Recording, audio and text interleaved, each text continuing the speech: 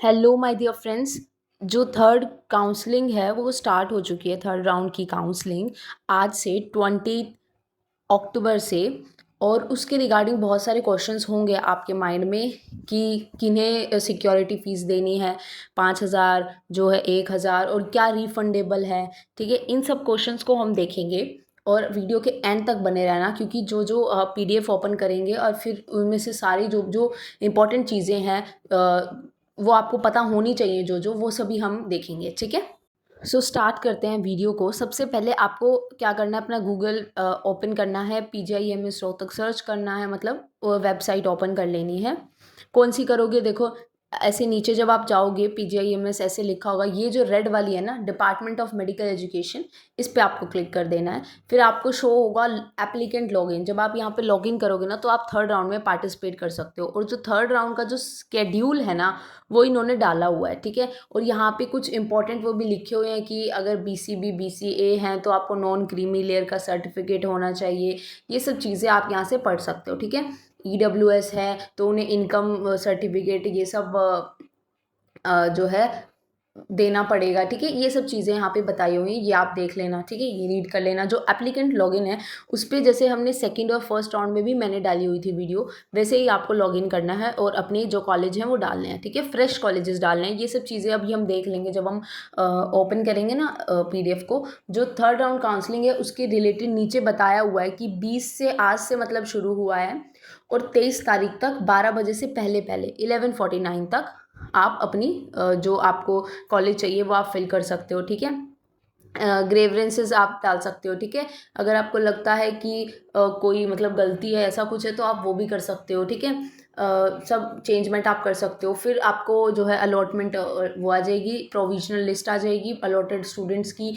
फिर वही फर्दर सारे स्टेप्स होने वाले हैं, जैसे कि वहाँ PGIMS में ऑडिटोरियम में विजिट करना है, वहाँ पे आपको अपने डॉक्यूमेंट्स दिखाने हैं। ठीक है, डॉक्यूमेंट वेरिफिकेशन, ये सब चीज़ें होंगी। ठीक है, अब क्या करेंगे हम, जो थर्ड राउंड है ना, इसके उस पर क्लिक कर देंगे और ये PDF ओपन हो जाएगा। अब यहाँ से हमें क्या पता चलेगा कि फ़ीस किसको देनी है, क्या देनी है। ठीक है, ये सब चीज़ें हमें कंफर्म हो जाएगी।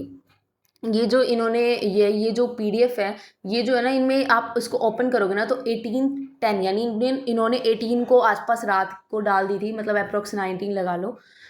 तो वहाँ से आप इसको रीड आउट करके आपको कंप्लीट पता चल जाएगा। ठीक है, अब वही लिखा हुआ है इन्होंने, नर्सिंग, फिजियोथेरेपी, पैरामेडिकल। और जो पैरामेडिकल है ना, उसके कोर्स देख लेना। एज़ यूजुअल बहुत सारे बच्चे डाउट्स में पूछते हैं कि कौन सा कोर्स फिल करना है, तो पैरामेडिकल में भी बहुत सारे कोर्सेज हैं। लेट्स सपोज किसी पैरामेडिकल की हाईएस्ट कट ऑफ लगी है 80 पे, तो इट डजेंट मीन कि वो सभी कोर्सेज़ की है। ठीक है, बहुत सारे ऐसे कोर्सेज़ हैं जिनकी 70 पे भी लगी होगी। ठीक है, क्योंकि वो कोर्स पे डिपेंड करता है। ठीक है, कोई एक कोर्स जो भी जिसमें भी आप इंटरेस्टेड हो उसी के लिए फिल करो, या फिर ऐसा कोई कोर्स फिल कर सकते हो जिसकी डिमांड कम है, तो बच्चे उनको कम लेते हैं। अगर आपको कॉलेज ही चाहिए, क्योंकि बहुत सारे, मुझे इतना समझ आ गया, बहुत सारे ऐसे कॉलेज बच्चे हैं जिन्हें सिर्फ कॉलेज से मतलब है, कॉलेज चाहिए सिर्फ, तो वो उसके लिए फिल कर सकते हैं। और यहाँ पे टेंटेटिव स्केड्यूल है फॉर द राउंड थर्ड, जहाँ पे फ्रेश रजिस्ट्रेशन भी कर सकते हैं। ठीक है, UHCR CET एडमिशन्स की वेबसाइट से, और जो आपकी चॉइसेस हैं वो फिल करनी है, और फिर चॉइस की लॉकिंग ज़रूर करनी है। बहुत सारे बच्चों ने ऐसे भी मिस्टेक्स की हुई हैं कि लॉकिंग नहीं की हुई, तो फिर उनका माना नहीं, सबमिट कर दिया, तो वो नहीं माना जाता। जो आपकी एलोकेशन है ना, सीट्स किसको मिली है कौन सी, वो एक दिन के बाद आ जाएगी। यानी 23 तक आप फिल करोगे तो 24 छोड़ के 25 तक आ जाएगी। ठीक है, और वही 12 से लेके 4 बजे के बीच आती है। ठीक है, ये सब यहाँ पे बताया हुआ है। ठीक है, ये आप कंप्लीट देख लेना, वही है जैसे फर्स्ट एंड सेकेंड राउंड में हुआ था। ठीक है, वही है, यहाँ पे देख लेना। और डॉक्यूमेंट वेरिफिकेशन भी 30 तक ही करा सकते हो।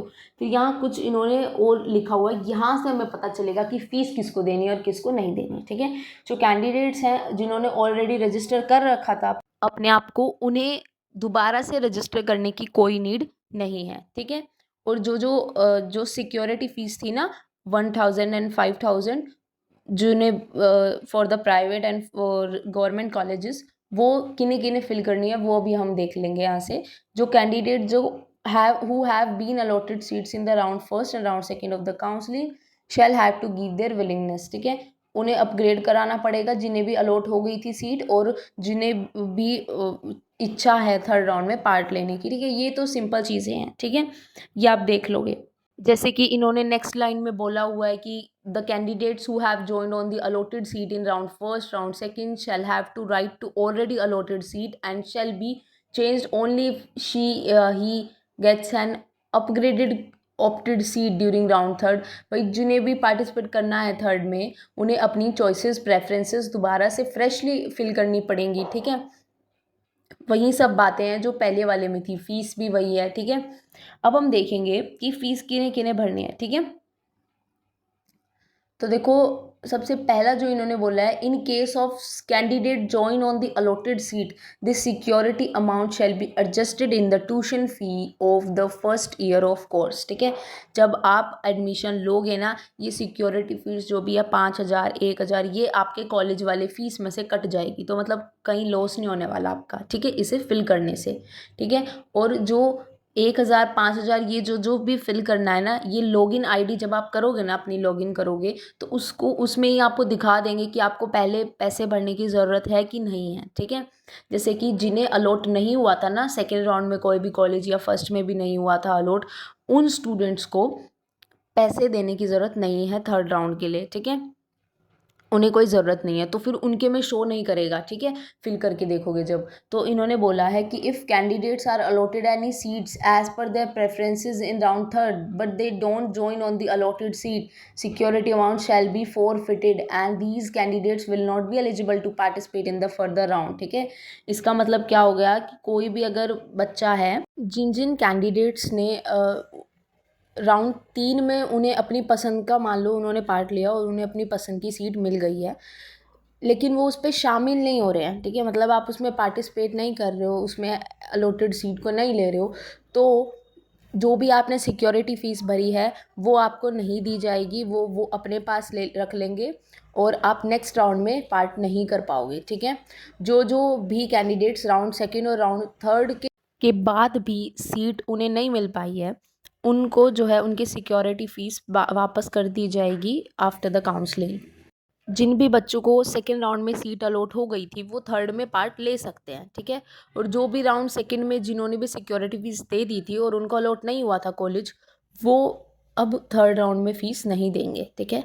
जो भी कैंडिडेट राउंड फर्स्ट में पार्ट लिया था उसने, ठीक है, और राउंड सेकेंड में पार्ट नहीं लिया, ठीक है, या वो राउंड फर्स्ट में जो उसको सीट मिली थी उससे उसने ना तो उसने उसको हटाया है, ठीक है, उस सीट को, तो उसे सिक्योरिटी फ़ीस दे के वो थर्ड में जा सकता है, ठीक है। मतलब ना तो उसने सीट कैंसिल की है जो उसको राउंड फर्स्ट में मिली थी, उसके बावजूद भी वो थर्ड में पार्ट कर सकता है, ठीक है। हालांकि जो कोई भी कैंडिडेट राउंड सेकंड की सीट को नहीं चाहता है, वो जो है सिक्योरिटी उसकी फ़ीस जो है ले ली जाएगी, ठीक है। जो भी राउंड सेकंड की सीट जो भी नहीं चाहता है, ठीक है। अगर कोई भी कैंडिडेट गलत इन्फॉर्मेशन देता है, पहले जिन्होंने भी गलत इन्फॉर्मेशन दी है या डॉक्यूमेंट वेरिफिकेशन के टाइम गलत देता है, तो उसकी वो कैंसिल कर दी जाएगी, ठीक है। और जो उसकी सिक्योरिटी फ़ीस जो उसने भरी है 1,000 5,000 रुपये, वो भी वो अपने पास रख लेंगे, ठीक है, कैंसिल हो जाएगी वो भी। तो ये कुछ मेन इंपॉर्टेंट पॉइंट्स थे, ठीक है। आई थिंक वो क्लियर हो गए होंगे आपके कि किसको क्या फ़ीस भरनी है और क्या नहीं। दोबारा से अगर समझ नहीं आया होगा तो दोबारा से देख लें वीडियो और शेयर कर देना अपने फ्रेंड्स के साथ। एंड अच्छी लगी तो लाइक ज़रूर करना, subscribe to my channel. Thank you and take care, bye bye.